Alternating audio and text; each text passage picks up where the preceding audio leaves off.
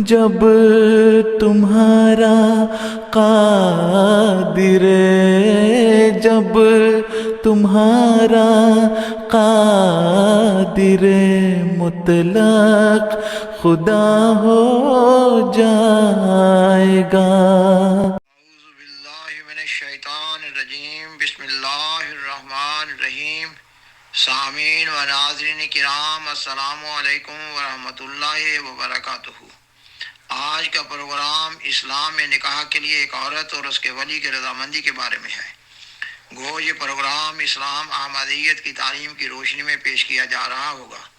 مگر پھر بھی خاکسار بیان کرتا ہے کہ اس پروگرام میں پیش کردہ اسلام احمدیت کی تعلیم سے استدلال پیش کرنا خاکسار کی ذاتی رائے پر مبنی ہے۔ پروگرام کو آگے بڑھانے سے قبل خاکسار درخواست کرتا ہے کہ اگر آپ کو یہ پروگرام پسند آئے تو اسے لائک کریں، اپنے دوستوں اور فیملی ممبر سے شیئر کریں،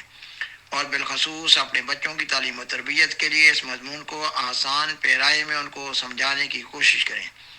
اور اس چینل کو سبسکرائب کریں۔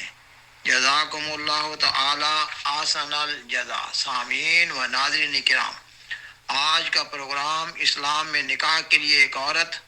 اور اس کے ولی یعنی دونوں کی رضامندی کے بارے میں ہے۔ خاکسار درخواست کرتا ہے کہ آپ اس پروگرام کو پورے طور پر غور سے سنیں اور سمجھیں۔ اگر آپ کو پسند ہو اور آپ یہ سمجھیں کہ کسی دوسرے کو اس سے فائدہ ہو سکتا ہے تو اس کو دوسروں کے ساتھ جہاں تک ممکن ہو شیئر کریں۔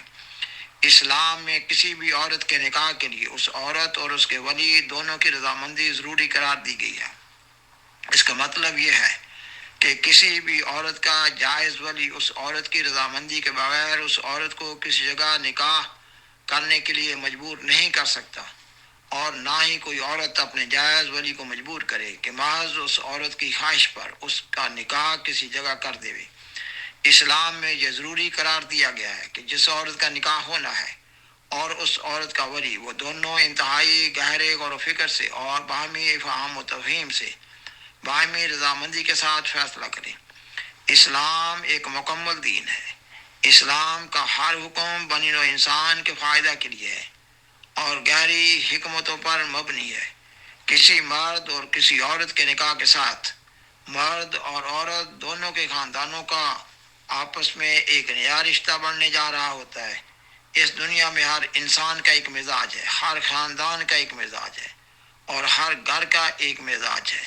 ایک مرد اور عورت جو نکاح کے ذریعہ رشتہ ازدواج کو قائم کرنے جا رہے ہوتے ہیں، وہ ایک دوسرے کے خاندان کے افراد اور گھر کے ماحول پر ضرور اثر انداز ہونے جا رہے ہوتے ہیں۔ اس لیے یہ ہر گھر اور خاندان کا بنیادی حق ہے کہ وہ اپنے گھر اور خاندان کے ماحول کو محفوظ بنانے کے لیے اچھے لوگوں میں اپنے بیٹوں اور بیٹیوں کا رشتہ تجویز کرے۔ اسلام میں کسی عورت کے ایک ولی کے لیے یہ ضروری قرار دیا گیا ہے کہ اپنے خاندانی تقوی اور کفر کو مد نظر رکھتے ہوئے اور نکاح میں دیے جانے والی عورت کی تعلیم و تربیت اور مزاج، ظاہری اور باطنی خوبیوں کا خیال رکھتے ہوئے عورت کے لیے کوئی رشتہ تجویز کرے۔ اسلام میں عام طور پر کسی عورت کا دائرہ کار گھر کی چار دیواری ہوتا ہے، اور یا وہ عورت کسی ضرورت کے تحت گھر سے باہر بھی کچھ وقت گزار دیتی ہو تو پھر بھی وہ اپنے ولی کی نسبت سے دینی اور دنیاوی امور کو سمجھنے میں کم تجربہ رکھتی ہے۔ اس پس منظر میں اسلام میں یہ قرار دیا گیا ہے کہ جس عورت کا رشتہ تجویز کیا جا رہا ہو اس کے لیے بھی یہ ضروری ہے کہ وہ اپنے گھر اور خاندان کے ماحول کو محفوظ بنانے کے لیے اپنے ولی کی تجویز پر نیک نیتی سے غور و فکر کر رہی ہو۔ جب یہ کہا جاتا ہے کہ عورت کو اپنے رشتہ کا انتخاب کرنے کا حق ہے تو اس کا یہ مطلب ہے کہ اگر کسی عورت کو اپنے ولی کا تجویز کردہ ایک رشتہ پسند نہیں آ رہا تو وہ کھل کر بتا دے یہ کہ اس عورت کی کسی بھی رشتہ کو پسند کرنے کی کیا کیا ترجیحات ہیں۔ پھر اس عورت کے ولی کو چاہیے کہ وہ اس عورت کے تجویز کردہ رشتہ کو جن وجوہ کی بنا پر ناپسند قرار دے رہا ہے ان وجوہات کو دلیل کے ساتھ بیان کر دے، اور پھر عورت کو چاہیے کہ وہ اپنے ولی کے موقف پر گہرا غور و فکر کرے۔ اور اگر کسی عورت کہ ولی کا تجویز کردہ رشتہ کسی عورت کو پسند نہیں آ رہا تو ولی کو چاہیے کہ وہ اس عورت کے لیے کسی مناسب حال اور رشتہ کی تلاش میں کوشاں رہے۔ اگر کسی عورت کا ولی اور نکاح میں دیے جانے والی عورت دونوں ایک دوسرے کی رائے کا احترام کرنے والی ہوں گے، اپنے گھر اور خاندان کے ماحول کا تحفظ کرنے والی ہوں گے، دعائیں کرنے والی ہوں گے، دونوں کی تقوی پر نظر ہوگی، تو یہ لوگ اللہ تعالیٰ کی مدد اور نصرت سے ضرور حصہ لے رہے ہوں گے۔ سامعین و ناظرین کرام، یہ ایک حقیقت ہے کہ بعض اوقات ایک مرد اور ایک عورت جو رشتہ ازدواج میں منسلک ہو رہے ہوتے ہیں وہ ایسے اخلاق و کردار کے مالک ہوتے ہیں کہ وہ دوسرے گھروں اور خاندانوں کی عزت و آبرو، مال و دولت اور اخلاق و کردار اور صحت و زندگی کو خاک میں ملا دیتے ہیں۔ اس لیے رشتے کا انتخاب محض جذبات کی بنا پر نہیں ہونا چاہیے، بلکہ حقیقت کو مد نظر رکھتے ہوئے گہرے غور و فکر کے بعد، افہام و تفہیم کے بعد اور دعاؤں کے ساتھ دو خاندانوں کے باہمی مشورہ سے کسی عورت کے ولی اور نکاح میں دی جانے والی عورت کی آزادانہ رضامندی سے ہونا چاہیے۔ سیدنا حضرت محمد رسول اللہ صلی اللہ علیہ وآلہ وسلم نے رشتہ کے انتخاب کے لیے تقوی کو معیار قرار دیا ہے۔ اگر تقوی سے کام لیا جائے تو سارے معاملات صراط مستقیم پر چلتے چلے جاتے ہیں۔ خطبہ نکاح میں قرآن مجید کی جو آیات پڑھی جاتی ہیں ان میں بھی تقوی کی تعلیم دی گئی ہے۔ سامعین و ناظرین کرام، اسلام احمدیت میں جو نکاح فارم رائج ہے، اس نکاح فارم میں نکاح میں دیے جانے والی عورت کی رضامندی کے دستخط ہونا ضروری قرار دیے گئے ہیں، اور پھر اس رضامندی کے دو گواہ بھی ہوتے ہیں جو نکاح فارم پر عورت کی رضامندی کی تصدیق کے لیے اپنے دستخط کرتے ہیں، اور وہ دونوں گواہ نظام جامعات میں پیش ہو کر اس بات کی تصدیق کرتے ہیں کہ جس عورت کا نکاح ہو رہا ہے اس عورت نے اس نکاح فارم پر ان کی موجودگی میں اپنی رضامندی کا اظہار کرتے ہوئے دستخط کیے ہیں۔ پس اسلام احمدیت میں عورتوں کو اپنے نکاح کے لیے اس مفہوم میں آزادی حاصل ہے جو مفہوم اس مضمون میں بیان کیا جا رہا ہے، یعنی یہ کہ کسی عورت کے کسی ولی کا یہ حق نہیں ہے کہ وہ کسی عورت کو کسی جگہ اس کی مرضی کے خلاف نکاح کرنے پر مجبور کرے، اور اس کے لیے کسی جبر و تشدد سے کام لے، اور نہ کسی عورت کا حق ہے کہ وہ اسلام احمدیت اور اپنے ولی اور اپنے خاندان کی روایات کو محض اپنے وقتی جذبات کی بینٹ چڑھاوے۔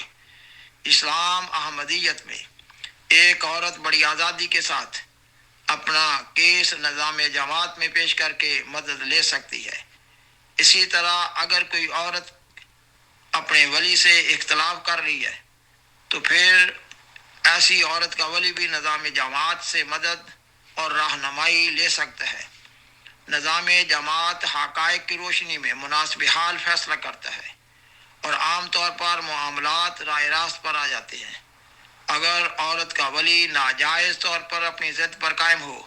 تو نظام جماعت کی طرف سے اس کو انتباہ کیا جاتا ہے، اور اگر عورت کا فعل اسلام اور احمدیت کی اقدار کے خلاف ہو تو نظام جماعت کی طرف سے اس کو انتباہ کیا جاتا ہے۔ اگر عورت اپنی اصلاح کی کوشش نہ کرے تو پھر ایسی عورت کے ولی کو چاہیے جہاں تک ممکن ہو آسن رنگ میں اس عورت کو رخصت کر دے، اور کسی عورت کے ولی کے لیے یہ کسی صورت بھی جائز نہیں ہے کہ کسی عورت پر جبر و تشدد کرتے ہوئے اس عورت کو اس کی خلاف مرضی نکاح کے لیے مجبور کرے، اور نہ ہی کسی عورت کے ولی کے لیے یہ کسی صورت بھی جائز ہے کہ وہ قانون اپنے ہاتھ میں لے کر اس عورت کو کسی نوع کا بھی نقصان پہنچائے، اور پھر وہ ولی اپنے کسی غلط فعل کی وجہ سے اسلام اور احمدیت کی بدنامی کا باعث بنے اور اپنی اور اپنے خاندان کی زندگی کو اجیرن بنا لے۔ سامعین و ناظرین کرام، اس مضمون کی وضاحت کے لیے خاکسار فقہ احمدیہ کے باب صحت نکاح اور اس کی شرائط میں سے چند ایک حوالہ جات پیش کر رہا ہے۔ فقہ احمدیہ میں یہ لکھا گیا ہے یہ کہ شرعی نکاح کے لیے ضروری ہے کہ نہ صرف عورت خود نکاح کے لیے راضی ہو بلکہ اس کا ولی بھی نکاح پر رضامند ہو۔ نہ تو محض ولی کی رضامندی سے نکاح ہو سکتا ہے اور نہ صرف عورت کی رضامندی سے۔ اور پھر لکھا ہے یہ کہ فقہ احمدیہ کا یہ مسلک ارشادات رسول کریم صلی اللہ علیہ وآلہ وسلم اور آپ صلی اللہ علیہ وآلہ وسلم کے خلفائے راشدین رضی اللہ تعالیٰ عنہم کے تعامل پر مبنی ہے۔ اور پھر فقہ احمدیہ میں آپ صلی اللہ علیہ وآلہ وسلم کے ارشادات اور خلفائے راشدین کے چند ایک حوالہ جات درج کیے گئے ہیں۔ مثلا حدیث کی کتاب ابو داؤد، ترمذی، ابن ماجہ کے ابواب کتاب النکاح میں آپ صلی اللہ علیہ وآلہ وسلم کی یہ حدیث بیان کی گئی ہے۔ آپ صلی اللہ علیہ وآلہ وسلم فرماتے ہیں لا نکاح الا بولی، یہ کہ کسی عورت کا نکاح اس کے با اختیار جائز ولی کی اجازت کے بغیر نہیں ہوتا۔ اور پھر فقہ احمدیہ میں لکھا گیا ہے یہ کہ اسی مضمون کی روایات حضرت علی بن ابی طالب رضی اللہ تعالیٰ عنہ، حضرت عبداللہ بن عباس رضی اللہ تعالیٰ عنہ، حضرت معاذ بن جبل رضی اللہ تعالیٰ عنہ، حضرت عبداللہ بن عمر رضی اللہ تعالیٰ عنہ، حضرت ابو ذر غفاری رضی اللہ تعالیٰ عنہ، حضرت عبداللہ بن مسعود رضی اللہ تعالیٰ عنہ اور حضرت انس بن مالک رضی اللہ تعالیٰ عنہ سے روایت کی گئی ہیں۔ اور پھر فقہ احمدیہ میں لکھا ہے اسی طرح امہات المومنین میں سے حضرت عائشہ رضی اللہ تعالیٰ عنہ، حضرت ام سلمہ رضی اللہ تعالیٰ عنہ، حضرت زینب بنت جاش رضی اللہ تعالیٰ عنہ سے صحیح سند کے ساتھ اس مضمون کی روایات موجود ہیں۔ اور پھر فقہ احمدیہ میں اس کے لیے کئی ایک کتب حدیث اور بزرگان سلف کے فقہ سے کئی ایک حوالہ جات درج کیے گئے ہیں۔ حدیث کی کتاب ترمذی کتاب النکاح میں ام المومنین حضرت عائشہ رضی اللہ تعالی عنہا سے روایت ہے، آپ فرماتی ہیں اگر کوئی عورت ولی کی اجازت کے بغیر نکاح کرے تو اس کا نکاح باطل ہے۔ سامعین و ناظرین کرام، ہر مذہب میں نکاح کے لیے قواعد و ضوابط ہیں اور خاکسار اسلام یعنی دین فطرت کے حوالے سے بات کر رہا ہے۔ اللہ تعالیٰ جس نے مخلوق کو پیدا کیا اس نے اپنے رسول مقبول صلی اللہ علیہ وآلہ وسلم کے ذریعہ عورتوں کو نکاح کے بارے میں یہی تعلیم دی ہے۔ مذہب اسلام میں آخری سنت تو آپ صلی اللہ علیہ وآلہ وسلم کی ذات بابرکات ہے اور یہ تعلیم خاندانوں کے وقار کے لیے، تحفظ کے لیے اور عورتوں کے مفادات کے تحفظ کے لیے دی گئی ہے۔ اور جو مسلمان اس تعلیم پر عمل کرتے ہیں وہ اللہ تعالیٰ کے فضلوں کے وارث ٹھہرتے ہیں۔ اور اگر کوئی مثال شاذ کے طور یعنی اکا دکا اس تعلیم کے خلاف ملتی ہے تو ایسی عورتوں کی یا تو ان کے گھروں میں اچھی تربیت نہیں ہوئی ہوتی اور یا پھر وہ گھر سے باہر کی دنیا میں بری صحبت کا شکار ہو گئی ہوتی ہیں۔ بعض اقوام اور خاندانوں نے اپنے قومی اور خاندانی مفادات کے لیے نکاح کے لیے قواعد و ضوابط بنائے ہوئے ہوتے ہیں۔ کئی ایک ممالک میں رائل فیملیز کی مثالیں آج بھی ہمارے سامنے ہیں۔ کوئی مہذب خاندان یا گھرانہ یا کوئی مذہب اپنی عورتوں کو ایسی آزادی دینے کا قائل نہیں ہے کہ وہ محض اپنی مرضی سے اپنے لیے شوہر پسند کرتی پھرے۔ یہ بگڑی ہوئی تہذیب کی باتیں ہیں۔ جو عورتیں ایسا کرتی ہیں وہ اپنے گھر، خاندان اور ماں باپ کی عزت کو خاک میں ملا دیتی ہیں۔ ماں باپ کو اس سے جو دکھ اور صدمہ پہنچتا ہے دنیا میں اس کا کوئی مداوع نہیں۔ بعض والدین ایسے صدمات سے موت کی آغوش میں چلے جاتے ہیں۔ سامعین و ناظرین کرام، فقہ احمدیہ میں حدیث کی کتاب دار قطنی کتاب النکاح سے ایک حدیث اس طرح درج کی گئی ہے۔ حضرت ابو ہریرہ رضی اللہ تعالیٰ عنہ بیان کرتے ہیں کہ سیدنا حضرت محمد رسول اللہ صلی اللہ علیہ وآلہ وسلم نے فرمایا کہ کوئی عورت بغیر اپنے ولی کے خود اپنا نکاح نہ کروائے، اور جو عورت بغیر اپنے ولی کے خود کو کسی مرد کی زوجیت میں دے دے تو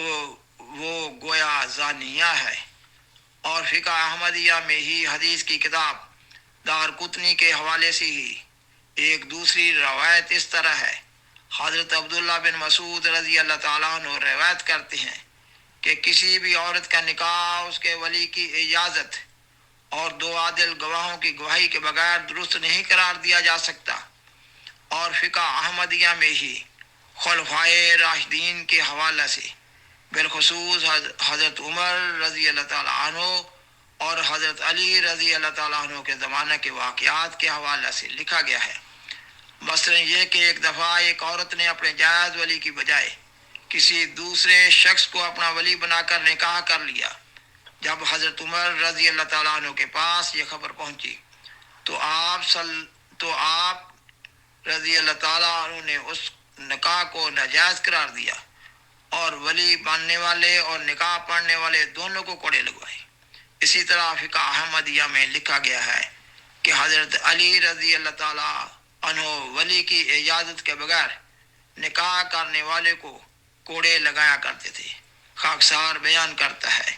کہ اگر بعد کے زمانوں میں اسلامی حکومت کی جگہ مسلمان بادشاہوں کی حکومت آ گئی تو تب سے قاضی وقت بغیر ولی کے نکاح کو ناجائز قرار دیتے چلے آ رہے ہیں۔ سامعین و ناظرین کرام، اسلام میں کسی بھی عورت کا اپنے ولی کی رضامندی کے بغیر یا کسی بھی مرد کا اپنے والدین کی رضامندی کے بغیر نکاح کرنے کو سخت کراہت سے دیکھا گیا ہے۔ اسلام میں کوئی عورت کیونکہ خود آزادی کے ساتھ نکاح کی مجلس میں آ کر ایجاب و قبول نہیں کر سکتی، اس لیے اسلام میں عورت کے لیے اس کا ولی نمائندہ قرار دیا گیا ہے۔ اس کا یہ مطلب نہیں ہے کہ کوئی مرد اپنے والدین کی رضامندی کا پابند نہیں ہے۔ اسلام میں مرد کو عورت کے نان نفقہ کا ذمہ دار قرار دیا گیا ہے،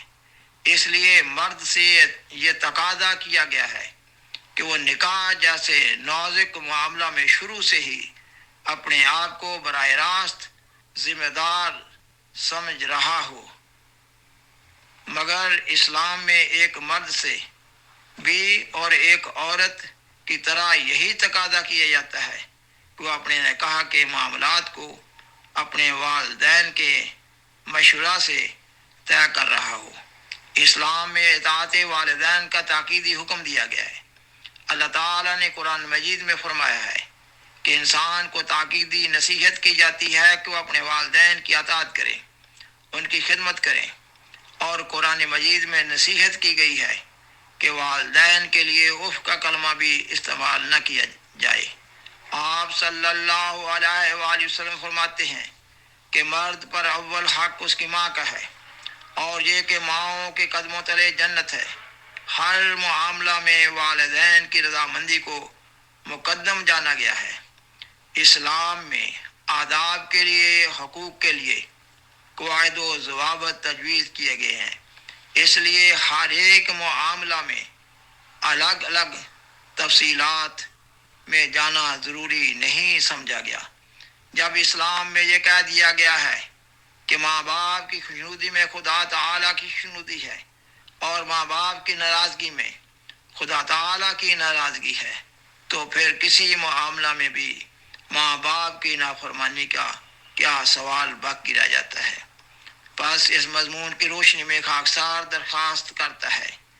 کہ اولاد کو اپنے نکاح اور شادی کے سلسلہ میں یہ غور و فکر کرنے کی ضرورت ہے کہ اسلام کی تعلیم اس کے بارے میں کیا ہے، اور ہمارے معاشرہ میں اچھے گھروں کی نیک اولاد کس طرح اپنے نکاح اور شادی کے معاملات کو طے کر رہی ہوتی ہے۔ وآخر دعوانا ان الحمدللہ رب العالمین۔ شکریہ۔